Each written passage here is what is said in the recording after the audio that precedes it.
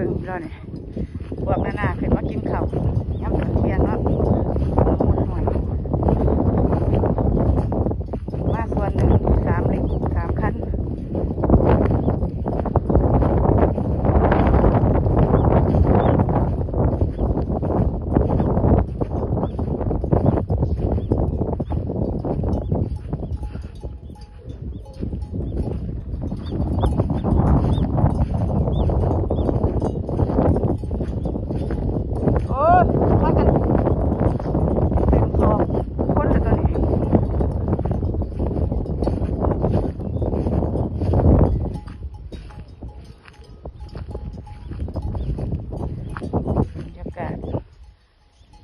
ตกปล่อยๆหน่อยๆ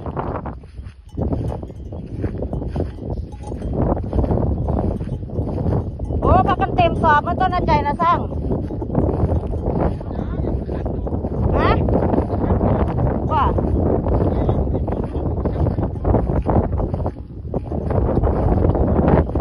เดี๋ยวสมัยยาอาแคททำเป็นล่มอาแคทพูดกับล่มแล้วนักเรียนพักมาจอดกินข้าวน้ำโมโลทั้งสี่แล้วหนีร่มหนีฝนทั้งสี่แล้วใช่ให้แม่เบิ่งวิธีสมัยยากับอาแคทนี่เราเป็นน้องกุ้งเดียวกันกับหมด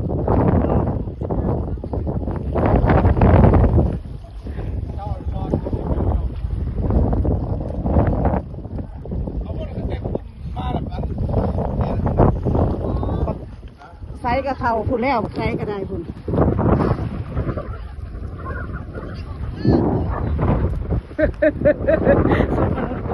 เอาโซ่ท่วง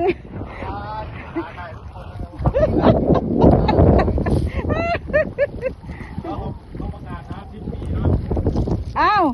เดี๋ยวเขาจะได้เห็นตอนนี้แหละโอ้ยุบพูดแล้วใช่ไหม7 ปีน้ำหาย7 ปีรถตรงชูทางมันมาอีกเดือนหนึ่ง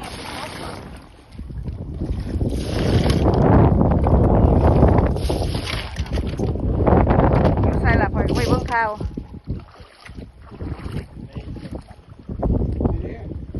เมื่อกี้นี่กับแซ่น้ำเพื่อน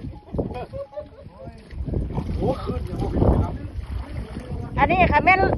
นโจมก็คือโจมเลยบ่มีแนวเสียนั่นเลยกระติกน้ำกับบ่พากันเอาไปน้ำบ่ป้องกันคำลมก็คือลมไปเลยนี่ลมนั่นนี่นะเอากระติกเอากระติกน้ำนี่แม่ทิ่มใส่โอ้ยไปนี่พอได้เด้ขอลงไปขอเอากระติกไปพร้อมเด้โอ้น่าคุณง่ายอย่างนี้มา2 ฟังน้องบ้านประสานกันมาร้อนเลยเรื่องอ่ะที่เบาร้อนก็เบาไปได้เนาะแต่ละคนนี่ก็เอาลงผู้เดียวมันมีคนพายให้อันนี้ก็มีคนพายให้เล่มเดียว